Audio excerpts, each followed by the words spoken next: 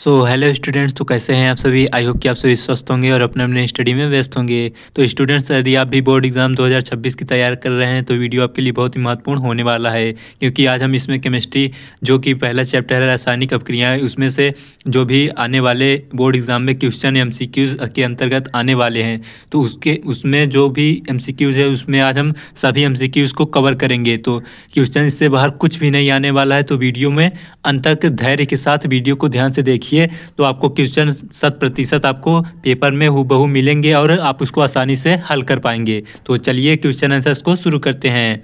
सबसे पहला क्वेश्चन है, लोहा को जिंक से लेपित करने की क्रिया क्या कहलाती है? तो जब हम लोहे में जिंक से लेपन करते हैं तो वह प्रक्रिया जो है गैल्वेनीकरण कहलाती है। काफ़ी बार परीक्षाओं में पूछा गया प्रश्न है। ये यूपी बोर्ड में तो काफ़ी बार पूछा गया है और बिहार बोर्ड, सभी बोर्ड के लिए महत्वपूर्ण प्रश्न है। चलिए अगला प्रश्न देखते हैं। सिल्वर क्लोराइड का रंग क्या है? तो जो सिल्वर क्लोराइड का रंग जो होता है वह श्वेत रंग सिल्वर क्लोराइड का होता है। तो ऑप्शन ए इस प्रश्न का राइट आंसर हो जाएगा। अगला प्रश्न देखते हैं। जस्ता तथा तनु हाइड्रोक्लोरिक अम्ल की अपक्रिया के फलस्वरूप निम्न में से कौन सी गैस बनता है? ये जब हम जिंक और HCl को जब हम क्रिया करवाते हैं तो उसके फलस्वरूप जो गैस निकलती है वह हाइड्रोजन गैस निकलती है। ये भी काफ़ी इंपॉर्टेंट प्रश्न है। तो ऑप्शन सी इस प्रश्न का राइट आंसर हो जाएगा। अगला प्रश्न देखते हैं स्टूडेंट्स। प्रश्न है, निम्नलिखित में से कौन एक दहन अपक्रिया है? तो इसका ऑप्शन देखते हैं। जल का उबलना एक दहन अपक्रिया है, या मोम का पिघलना अपक्रिया है, या पेट्रोल का जलना, या इनमें से कोई नहीं। तो दहन अपक्रिया पूछा गया है यहाँ पर, तो पेट्रोल का जलना जो होता है वह दहन अपक्रिया के अंतर्गत आता है। यह प्रश्न तो काफ़ी इंपॉर्टेंट है। ये आपको सभी प्रकार की परीक्षाओं में भी देखने को इस प्रकार के प्रश्न मिलते हैं। चलिए अगला प्रश्न देखते हैं। साग सब्जियों को विघटित कर कंपोस्ट बनाना किस अपक्रिया का उदाहरण है? तो जब साग सब्जियां जो होती हैं विघटित होकर कंपोस्ट यानी खाद में बनती है तो यह प्रक्रिया जो कहलाती है वो एक प्रकार की उष्माक्षेपी प्रक्रिया होती है। तो ऑप्शन बी इस प्रश्न का राइट आंसर हो जाएगा। अगला प्रश्न देखते हैं।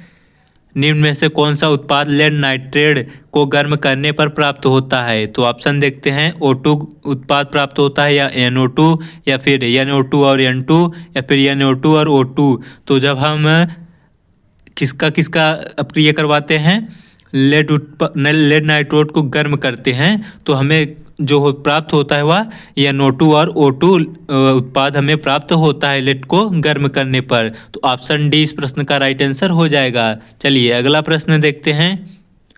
निम्न में से कौन सही है? तो ऑप्शन देखते हैं।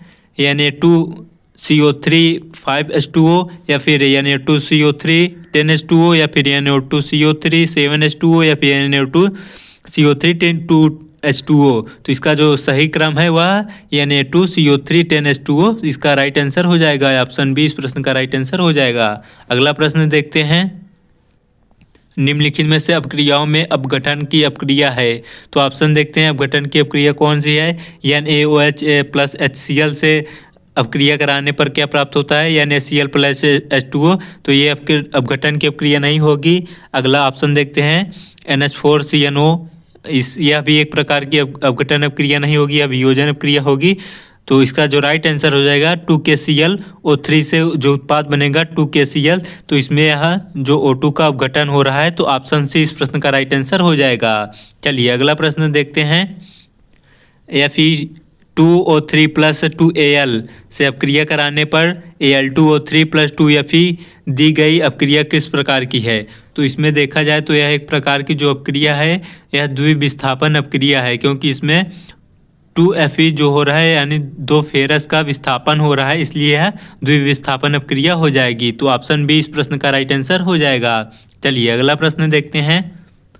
लौह चूर्ण पर तनु हाइड्रोक्लोरिक अम्ल डालने पर क्या होता है? तो जब हम लौह चूर्ण पर तनु HCl अम्ल डालते हैं तो उसमें जो हमें प्राप्त होता है वह हाइड्रोजन गैस और आयरन क्लोराइड प्राप्त होता है। तो लौह चूर्ण पर तनु हाइड्रोक्लोरिक अम्ल डालने पर हमें यह तत्व प्राप्त होता है। तो ऑप्शन ए इस प्रश्न का राइट आंसर हो जाएगा। चलिए अगला प्रश्न देखते हैं। श्वसन किस प्रकार की अपक्रिया है? काफ़ी बार परीक्षाओं में पूछा जा चुका है, तो इसको आप रट लेंगे। तो श्वसन एक प्रकार की उपचयन अपक्रिया है। तो ऑप्शन ए इस प्रश्न का राइट आंसर हो जाएगा। चलिए अगला प्रश्न देखते हैं। CuO प्लस H2 की अपक्रिया CuH2O किस प्रकार की अपक्रिया है? तो ये जो अपक्रिया है यह एक प्रकार की अपचयन अपक्रिया है। ऑप्शन बी इस प्रश्न का राइट आंसर हो जाएगा। चलिए अगला प्रश्न देखते हैं। इलेक्ट्रॉन के स्थानांतरण से बने यौगिक कहलाते हैं। तो जब इलेक्ट्रॉनों का स्थानांतरण होता है तो उससे जो यौगिक बनता है वह विद्युत संयोजी यौगिक कहलाता है। तो ऑप्शन बी इस प्रश्न का राइट आंसर हो जाएगा। चलिए आगे देखते हैं। नीचे दी गई अपक्रिया में कौन सा कथन सही है? तो अपक्रिया क्या है?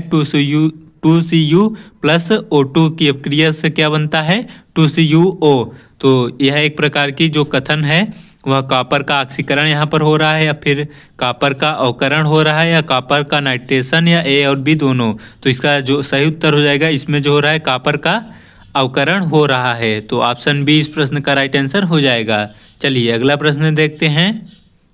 निम्नलिखित में से समीकरण है H2 प्लस Cl2 से उत्पाद जो बन रहा है 2HCl। तो यह एक प्रकार की एक संयोजन अपक्रिया होती है। तो ऑप्शन बी इस प्रश्न का राइट आंसर हो जाएगा। अगला प्रश्न देखते हैं। निम्नलिखित में से कौन द्विविस्थापन अपक्रिया है? तो ऑप्शन देखते हैं। द्विविस्थापन अपक्रिया तो 2H2O प्लस O2 तो एक प्रकार की जो है यह एक विस्थापन यानी इसको कहा जाए तो विस्थापन अपक्रिया। इसमें केवल H2O का विस्थापन हो रहा है। अगला देखते हैं ऑप्शन। इसमें क्या है 2Mg प्लस O2 और 2Mg यह भी एक प्रकार की विस्थापन अपक्रिया होगी। तो अगला ऑप्शन देखते हैं। AgNO3 प्लस NaCl से क्या बन रहा है? AgCl plus NaOH3। तो इसका जो सही उत्तर हो जाएगा यही ऑप्शन सी।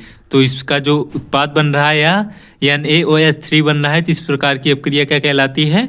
द्विविस्थापन अपक्रिया कहलाती है। तो ऑप्शन सी इस प्रश्न का राइट आंसर हो जाएगा। चलिए अगला प्रश्न देखते हैं। निम्नलिखित में से अपक्रियाओं में से कौन विस्थापन अपक्रिया है? तो विस्थापन अपक्रिया जो है इसका राइट आंसर हो जाएगा FeCuSO4 जो विस्थापन अपक्रिया होगी उससे उत्पाद बनेगा FeSO4। तो यह एक प्रकार की विस्थापन अपक्रिया हो जाएगी। तो ऑप्शन सी इस प्रश्न का राइट आंसर हो जाएगा। अगला प्रश्न देखते हैं। अवक्षेपण अपक्रिया से किस प्रकार का लवण बनता है? तो अवक्षेपण अपक्रिया के दौरान जो लवण बनता है वह अम्लीय लवण बनता है। तो ऑप्शन बी इस प्रश्न का राइट आंसर हो जाएगा। चलिए अगला प्रश्न देखते हैं। निम्नलिखित में से कौन एक अपघटन का उदाहरण है? तो आप इसका राइट आंसर हो जाएगा H2 प्लस Cl2 से उत्पाद जो बनेगा 2HCl। यह एक प्रकार की अपघटन अपक्रिया होती है। तो ऑप्शन सी इस प्रश्न का राइट आंसर हो जाएगा। चलिए अगला और अंतिम प्रश्न देखते हैं। निम्नलिखित में से कौन एक रेडॉक्स अपक्रिया है? तो रेडॉक्स अपक्रिया देखते हैं। ऑप्शन CaCO3 से जो उत्पाद बनेगा CO प्लस CO2 बनेगा। ये तो रेडॉक्स अपक्रिया नहीं है ना ही ये ऑप्शन बी इसका होगा। तो ऑप्शन सी इसका राइट आंसर हो जाएगा। CaOH प्लस 2HCl से बनेगा जो उत्पाद CaCl2 प्लस H2O। तो यह एक प्रकार की रेडॉक्स अपक्रिया हो जाएगी। तो ऑप्शन सी इस प्रश्न का राइट आंसर हो जाएगा। तो स्टूडेंट्स वीडियो कैसा लगा? वीडियो इंपॉर्टेंट हो तो चैनल को सब्सक्राइब, वीडियो को लाइक ज़रूर कर लें क्योंकि हम बोर्ड से रिलेटेड हम सभी प्रकार के MCQs आपको इस चैनल पर प्रोवाइड करते रहेंगे। धन्यवाद।